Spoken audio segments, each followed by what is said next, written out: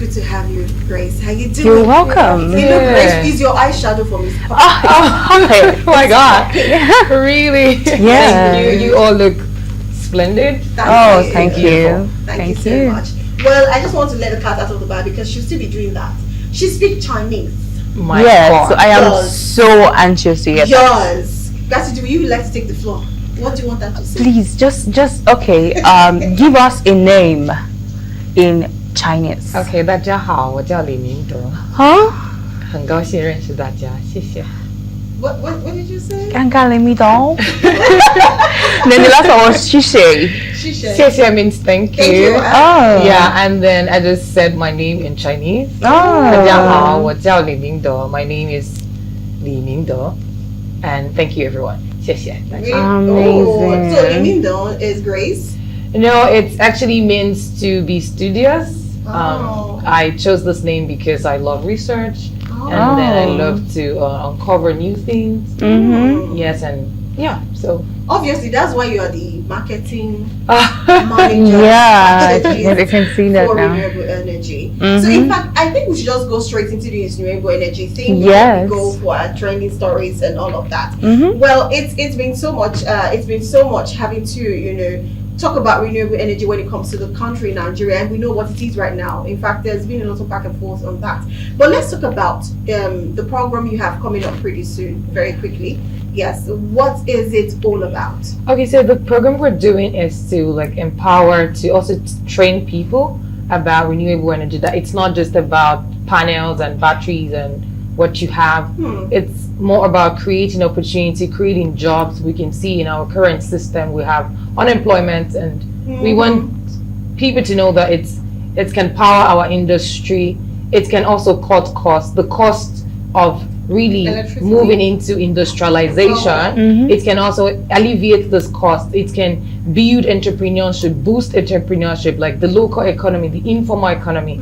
We can power a school, we can power homes, not just powering homes. You can power a school, you can power your small businesses. So these are the things we look forward to discussing with people in our upcoming event. Okay, so I would like to ask, you said truly, having all the sources of energy is good. And a lot of times people look at it in a way to reduce the maybe cost of production, the cost of, whatever you have to put into your businesses. But first, the only thing that comes to my mind is how really does it really help the economy in Nigeria? And we know what the economy is right now.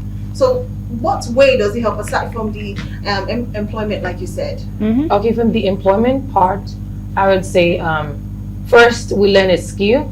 It's an ecosystem where we're not just importing. At some point we have to provide the services, we have to provide the materials that is needed. And then one of the things that we have in our country that is most used for like battery storage, for example, is lithium.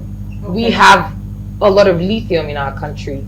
So it is not just to have the raw material. We need to process it from raw material to the final product. So in that case, there is a whole lot of work that has to go into that.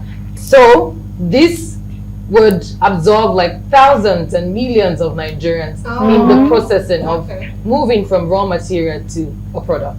Wow, it's amazing.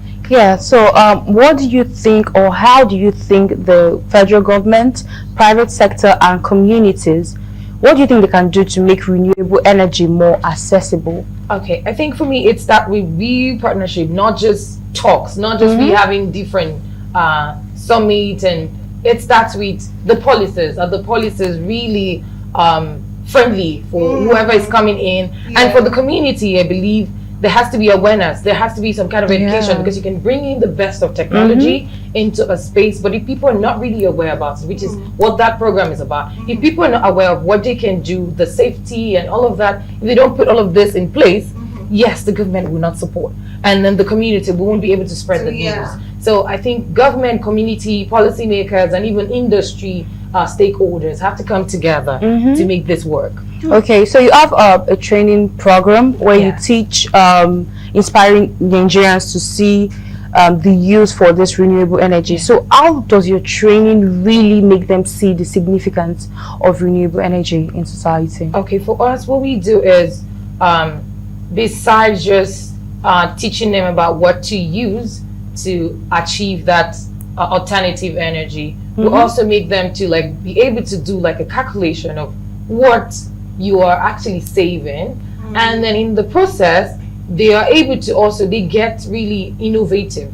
It's not just okay, I don't know this and this will work this way, but it is in the process when you come and you're doing this thing that you're like, okay, I think I can do it this way, I can do it the other way, and that in that area we have spillovers. People even come back, they come to our training, maybe they are just guessing, they want to know, but when they're leaving, they leave inspired.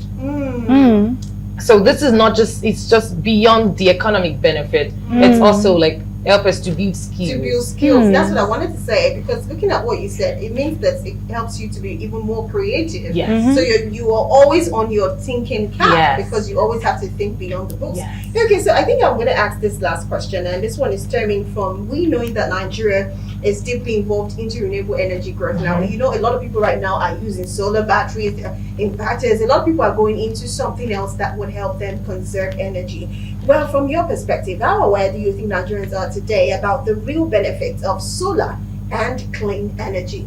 Okay, I would say honestly the awareness is improving, because in the past it's just a few homes that are just using this solar system. But if you look around, if you even go to, let's just say somewhere in Ikeja, Computer Village, if you just do like I would say an aerial shot of that place, you will see different shops just have lost a very small panel and then a small battery of maybe 1 kilowatt or 2 kilowatts in their stores to kind of power their places. We're beginning to see that we are demystifying that thought that you have to own the old world to be able to afford it. And then we're also beginning to teach people that it's not just what they tell you need. If you're able to do an energy audit of what you need, like I don't want to put my fridge on it, I don't want to put this on it, you can actually afford it.